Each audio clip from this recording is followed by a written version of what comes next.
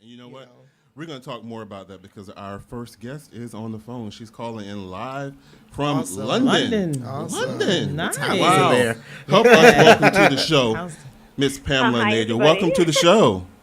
Welcome to the Well, show. thank you very much. Thank you very much for having me. It's a pleasure. Oh, I love the love her voice. I love accent. the Yes, accent. love the accent. Pleasure. I like that. Awesome. Yes. What time is it over there? Yes, that's Well, it's just 30 minutes past midnight, so way we're past keeping my you up bedtime, late. I tell you that. oh. But definitely worth my time being up for you guys. And we were just having a discussion about a study that I had read about the traits that you look for in a partner. And one of the things that we're saying, we were discussing how important looks and tastes and shared interests are in relationships. So we definitely want to get in and talk to you more about the friends with benefits and because we had a conversation a couple of weeks ago about whether men and women can be friends. And unanimously, they said, no, they cannot just be friends. So we want to hear what your expertise have to say. Tell us first, how did you get in? What interested you into getting into this type of work, this type of study? Right, so basically, my background in terms of friendships came as a result of years of people asking me to explain how is it, most of my girlfriends asking me, so how is it that you have so many guy friends and you can distinguish between the guys you want to date and the guys that are just your friends? And so I decided to go on a journey to explore friendships. And that has been an incredible journey over the last few years. And I started working with the leading researchers and scientists in the field to understand why does it work for some of us and not for the others? Is it nature? Is it nurture? Is it how we see the world? And so, the more questions I asked, the more questions it raised, making it a very intriguing subject. But yeah, I mean, in terms of where things are, I mean, these scientists, they've not had, I mean, there's probably only 10 or 15 research scientists that have published papers on the subject. Oh, really? And I've consulted with, I mean, there's so much emphasis on relationships and dating and same-sex friendships, but hardly ever on opposite-sex friendships. And so I've studied nearly every possible public domain paper on the subject.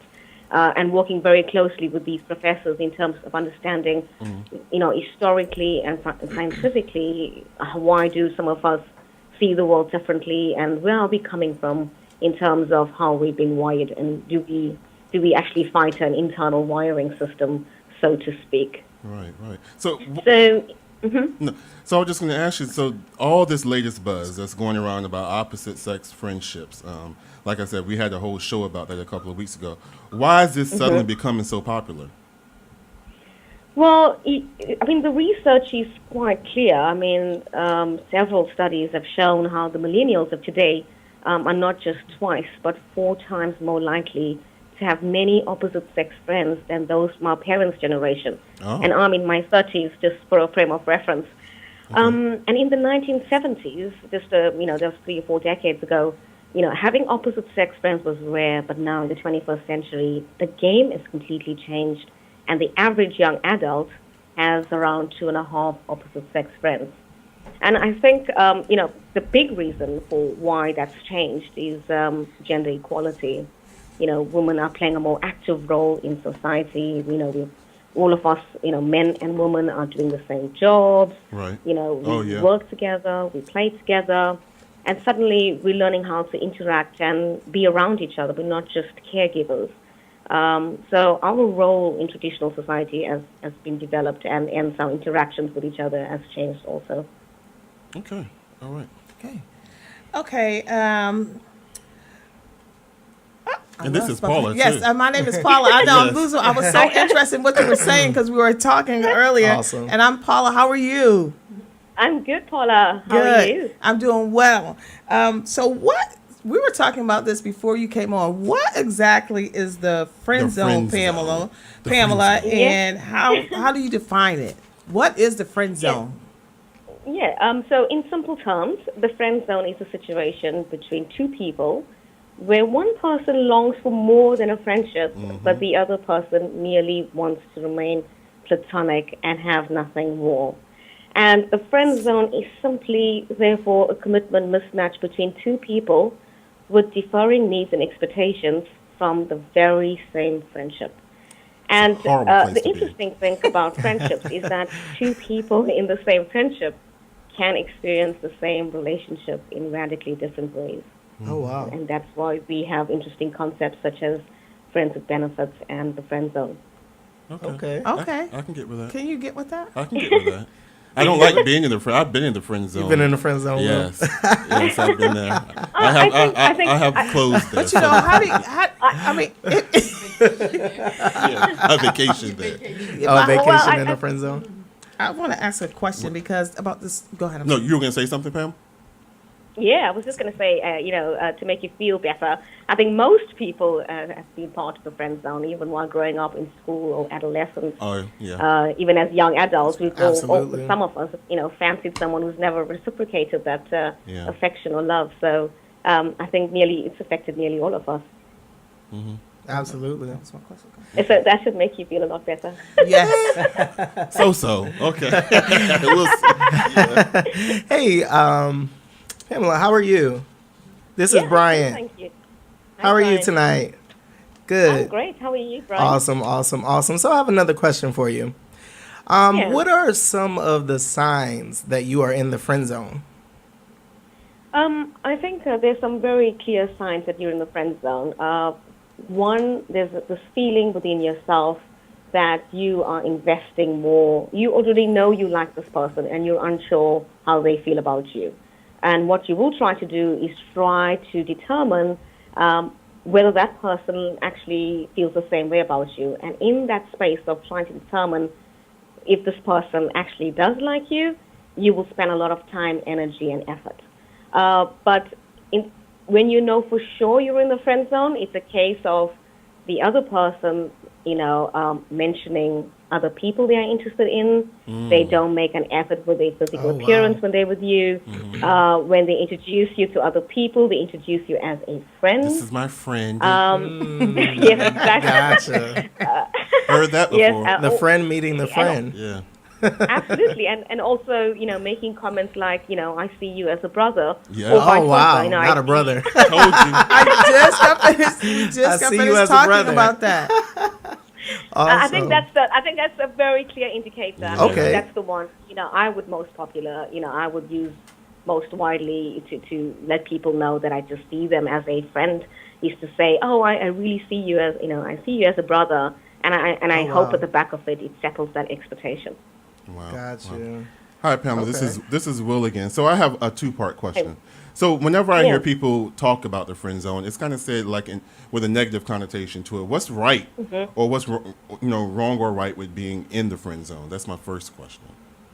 Okay, so I think the reason people get in the friend zone in the first place, it's a really sneaky way of trying to stay in the game, so to speak. And it's safe. It's less emotionally risky, and the other person, you're too afraid to explore your feelings with this person, or you're just using it as a stepping stone for potentially romance or or for sex. So there's many reasons why you get yourself there in the first place, but ultimately you stay there because you're afraid of rejection, and it's a very, very safe place to stay. The only positives I can think of being in the friend zone is it's social proofing. If you are the one doing the friend zoning, you're in a much better position. It sort of proves or validates your worth in the world, so to speak, and it boosts your morale and your confidence. True. But if you're the one being friend zoned, then there's, apart from, I would say, exploring those feelings, whether it can move into a certain direction, the friend zone is ultimately a holding pattern. And once you're in there, the longer you stay, the more destructive it is for you. Oh, really? Wow. Because you're just going to be wasting your time, your energy, and the effort on someone that may not be interested in you. Right. I think the idea of getting out of the friend zone is more a case of trying to figure this out quite early on. You could stay in the friend zone for months or even years waiting for that opportune time. But at the same time, you're wasting your time, your energy, and for the possibility, which may not happen, of this person reciprocating the same for you. So, Wow. lots of research has shown that, for whatever reason you land yourself there, the process really works. You should only go in there into that holding pattern to explore those feelings, and then leave as soon as you can if there's no potential for what both of you ultimately want to gain from that friendship. Right, Oh, wow. right. Well, okay. So that pretty much answered my second question. Then. Right. So, is there a sort of correct way to friend zone someone? Yeah, I think the older I get, that's an interesting question because the older I get, the better I got at friend zoning guys and relegating guys to the friend zone. You become good at that. If I met a guy and two things happened, one, he was immediately sending signals that he was interested in me, and two, I knew that I wasn't really interested in him, then I would immediately send into the friend zone. When you get older, nobody likes guesswork. I would try and make that clear from the get-go. And, it's tricky, but in order to have a truly meaningful friendship, it's better to start out the expectations on both ends sooner rather than later. And while it's great and exciting knowing that someone is interested in you, we certainly shouldn't abuse the situation by taking advantage of that person's feelings first. Absolutely. Absolutely. And I agree. I find that that's just selfish and being self-centered. So it's better to I encourage being upfront for the situation so you know exactly where you stand. And it's fair to say that anyone can develop feelings at any point of the friendship. That's okay, and that's very a normal part of being human. But I think it's how we handle the other person's feelings in this relationship. And we know for a fact that they will be doing more than us. They will be sacrificing more than us. And you don't want to be the person that's just, being selfish about the whole situation, enjoying the validation, but you're not interested in him. So I think for me, it's a case, or in generally, I think it's better to have, rather know where you stand early on, and so you can build a meaningful friendship. Okay. See, I totally agree with that. Yeah, I think I agree with that too. Yeah, because I think that if I'm asking you a question, now if I'm asking you, I want to know where I stand in your life. Just be honest with me and let me know. Yeah. So that way I can make a decision if this is where I want to be or if I don't want to be here. But at least let me know where I am and where I fit in your life if I'm asking you the question. But what do you? Okay, so hopefully they're not listening. But let's say you're in a situation when it's not who you're talking about. You're in a situation when you know that somebody wants more than what you want to give them. But you are a very nice, sweet person, and you don't want to hurt their feelings. What do you do? What do you say? Well, I think that you're going to hurt their feelings because you're not telling them. So you're setting them It's up like you're for a dragging them false on. expectation. I agree. That I'm digging you, but you're really not. But I think if you explain to them, hey, this is how I really feel. We're just friends. I don't feel about you the way that you feel about me. But if they don't want to be friends, they don't want to be friends. But if they decide that they want to be friends and move forward that way, I think it's only fair to let somebody know where they Right. stand in your life. Okay, so Well, I what think that I brings me to have my done, question. Absolutely. Okay, go ahead. Absolutely. I've done the well, I'm just not ready for that yet. As my version of doing what you just said. Yes. But they're persistent. Well, when you are ready, I'll be here. But in your mind, You're not the one. yeah, you're not the one. Yeah. It's just, Well, I think that's exactly what Laura mentioned. I mean, when the feelings are not mutual, there's no two ways about it. The friendships in murky Gotcha. waters and the relationship between the two of you is asymmetric. Both people have different expectations, and the friendship is diverging. And these types of relationships, they're hard work. They're hard to sustain. They're very fragile in nature, and the friendship is just waiting for the inevitable to happen. So, the friendship dynamic has changed completely. It's got two people with varying intentions, and expectations, making it rather delicate in nature. So I agree. It's a case of being clear and being honest, and doing it gently. Yeah. Okay. But I think when people are brave enough to come forth and say, "I actually do fancy you," I have a lot of respect for that because I know how hard it can be to do that. And whatever the outcome is, whether the receiving end says, "Yes, I do fancy you," or "No, I don't," it's a case of you can't control the outcome, but you can control how you react to it. Got you. True. Okay, Pamela, this is Brian again. So Hi, Brian. before you tell us how to get out of the friend zone, do you think that it is fair to stay friends once you've already established that, okay, well, this isn't going to be the relationship? Do you think it's fair to stay friends with that person knowing how they truly feel about you? That's a good question. That's a good. So if you know, like, every time you hang out, like, they really want more, but you're just friends, before you kick them out of the friend zone, do you think it's even worth remaining friends? What? Right. So I think in this situation, Okay, so you got it's a very interesting question. Oh, Lord. I'm getting some eyeballs in here, Pam. I think I asked the wrong question. I love it. I love it. There's so many different angles. And what I get from that question is you're the one doing the friend zoning. And, it's a fairly fair question to be asking.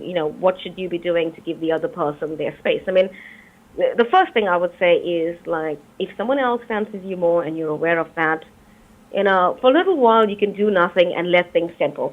You can be patient about it. Sometimes people find themselves in all sorts of situations. They're lonely or they come off from a relationship, and the first person or the first people they tend to look for support are their close friends. And, males find it easier to talk to females. Females find it easier to talk to males. So we do look to our opposite sex friends for that sort of comfort. So for a little while, you can sort of, play it cool and then decide, okay, well, now it's becoming a bit too much, and she's investing a lot more in me, and I can see the sacrifices she's making. I need to have a talk with her. And I think talking and the longer you wait, the harder it becomes for her and for yourself, and your friendship becomes at risk.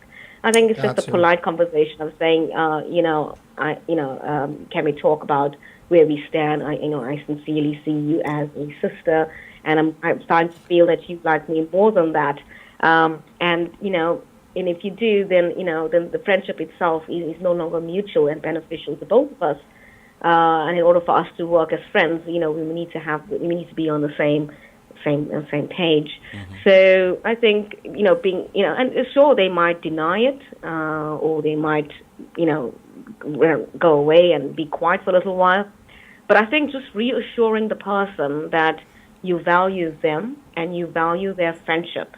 Gotcha. Yeah, and whatever they decide to do with that information you've just put on the table, that's entirely their choice.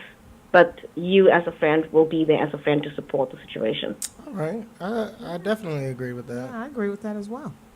Did you? I mean, did you have a second I'm always of the about how to opinion get that things can be reversed. I mean, clearly, if ex-partners can stay friends after a relationship, Sure. Okay. then they've had physical attraction, romance, passion, and all of that has now been removed, and it moves you. So lovers can become friends, and friends can become lovers in a way. So once it's on the table, though, Pamela, how do you get out of it? Other than saying, okay, well, I wanted more, you don't want more. Do you value the friendship, or do you say, you know what, if I can't be with you, then I don't want to be around you at all? Yeah, I know. Affairs of the heart, if you're the one being friend zoned, affairs of the heart are not easy to rationalize. And, you can't control how you feel sometimes, and it just happens. You hang up with somebody long enough, and you decide, well, I like you more than a friend, or I like her more than a friend. And I think the important thing, if you're in a situation like that, the first approach is be open and honest with yourself. Do a bit of introspection. Be clear about what you actually want. And ask yourself, is this friendship worth risking? Do I really want a partner like him? And if you are able to convince yourself that your feelings for this person are real and you actually do want more, then you can take the next steps, in terms of where things are. I mean, my personal belief is, if you've convinced yourself that this is the person for you and I want more than just a friendship, then, go for it. You could always reverse that and, and reverse the feelings and, you never know if the other person feels the same way about you. It will be a shame if friends, there's been so many countless situations where friends only realize too late that they actually did fancy each other and they would have been a great couple. So yes, if you're able to convince yourself that your feelings are real and you want more, then, give yourself the opportunity to explore your feelings with your friend. And again, I would say that you don't have any control about the outcome situation, but prepare yourself for what is to come and prepare yourself for the worst, which is saying, I don't see you that way. I see you like a brother or a sister. And just got to accept that if you can. And if you can't, then give yourself some time off away from this person, reset your emotional dials, refocus on new hobbies and activities, focus on yourself, and find other people that will reciprocate. All right, awesome. Thank you. I appreciate that. Okay, so my favorite, friends with benefits. Is it really worth it? So friends with benefits is, in platonic friendships, I think friends with benefits is a really, it sounds simple, but it's more complicated than it actually looks. Ingenious. Yes. So, it's basically two people being friends, and they add, the sexual physical attraction, or actually acting on physical attraction within the friendship. But by their very definition, platonic friendships should not contain elements such as passion and sexual attraction. So it's like the same as being in a relationship, but without the commitment and responsibilities. So, you feel as if you're getting, relationship simplicity. So it's more complicated than friendship, but more simple than a relationship, if that makes sense. Okay, it does.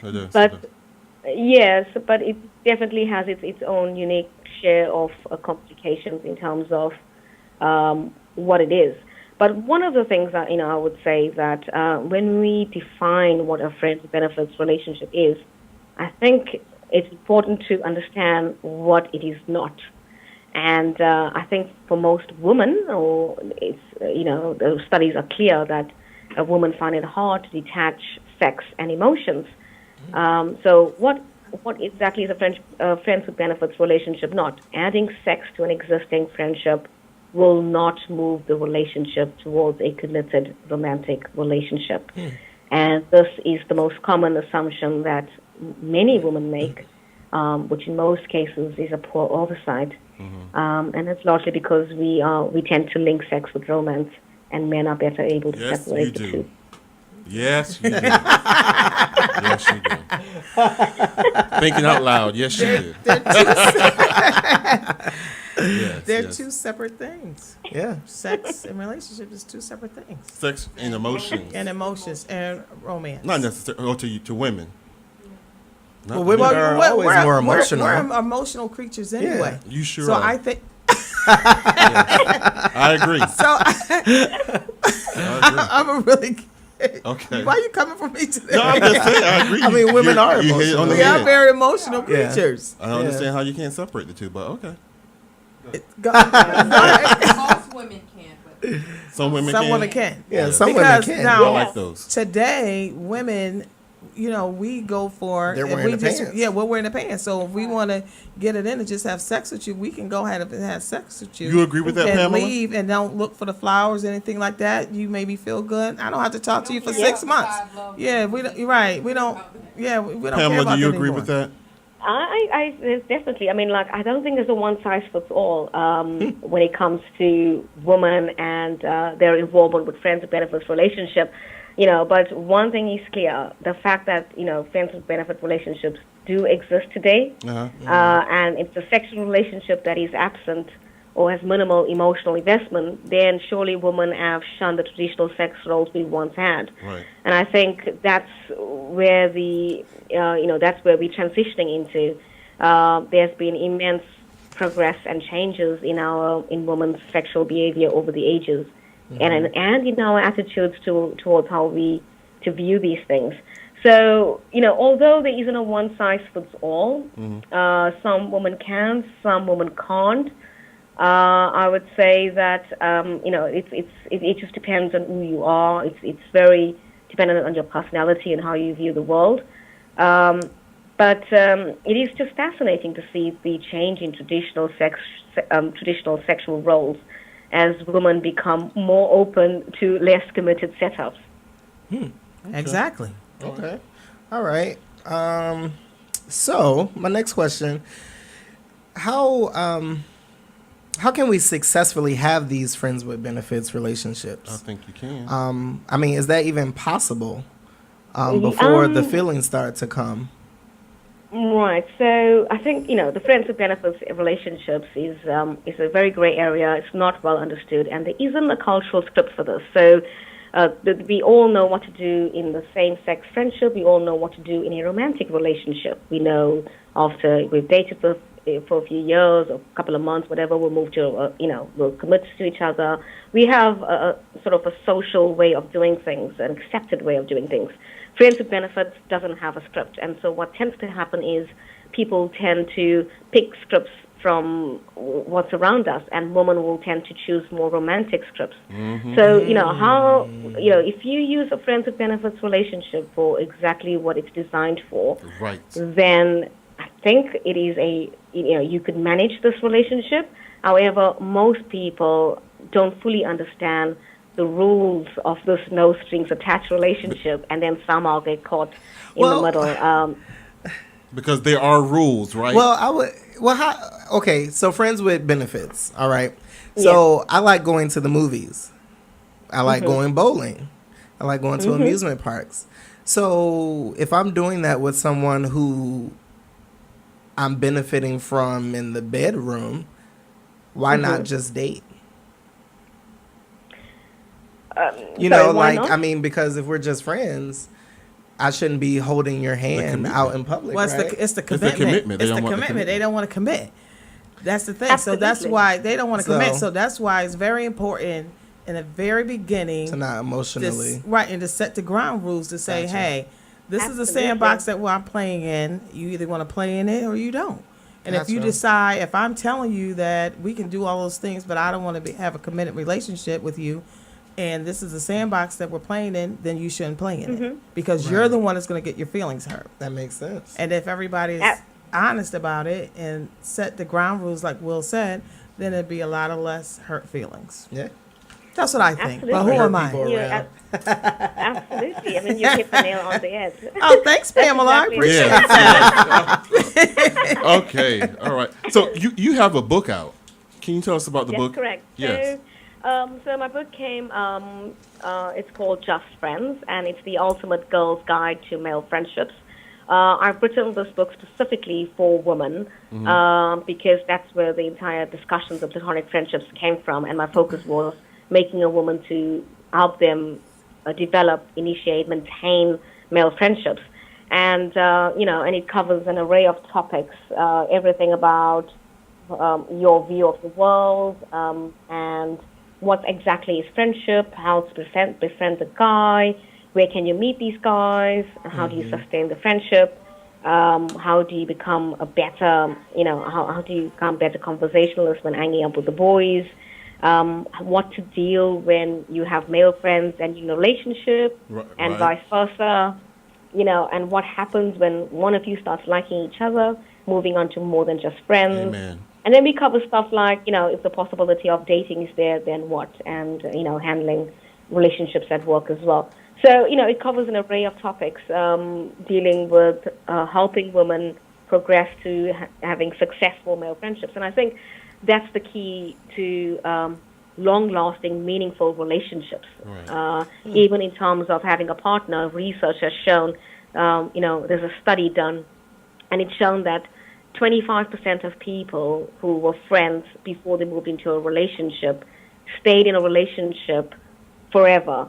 And 75% of friends who said, my partner is not my best friend, or never did become my best friend. My mother is, or my sister, or my brother is. Those relationships had issues along the way. I mean, so ideally, it would be nice to date a friend, or if you meet the right person, that you do actually have friendship chemistry as well. Okay. So I think my book stresses a lot about why friendships are so important, and I think, gotta if like we you to could be around you, understand, right? if we lived in a ideal world where we didn't have these complexities and we were friends with each other, then I'm convinced we'd find dating partners and marriage partners that are more suited for us. Okay. And how can can we get a copy of the book? Well, I'll send you a copy for sure. I'll get your details after the show, and I'll send you the links to my website. I mean, you can. I have a website called www.platonicplanet.co.uk, and on that website is all my social media links. I also have a Facebook page called Platonic Planet. Instagram and Twitter are all of the same name. And yeah, if you just follow me or get in touch on my website, then you can stay up to date about the progress of the book. Awesome. Well, thank you so much, Pamela, for coming on the show. We got a lot of information. We sure did. Yeah, I enjoyed it, absolutely. Pamela. I definitely Yes. enjoyed it. Yes. I love when I need learn to, things. So yes. thank you. Talk to those This was friends Yeah, awesome people. sauce. Yes. I love listening to people's views on this. I tell you, I can never get bored of the subject. It's just so many variations of the same story. Yeah, thank you. Absolutely. Yes. Well, we hope we have. We didn't keep you up too long. Yes. Hope you have a good evening. No problem. All No right. problem at all. It's been an honor, actually. All right. Have Thanks, a good evening. Pamela. Well, thank you. Thank you very much, guys. Have a good one. You You too. You too. too. Thank you. Good night. Yeah, bye. Bye-bye. Bye. Bye. Good information. It was good information. Awesome. Really good information. I gotta get that book. That's gonna be stocking stuffers this year for a couple people. Oh, that'd Couple be people. great. I'm gonna get it for. Okay, so.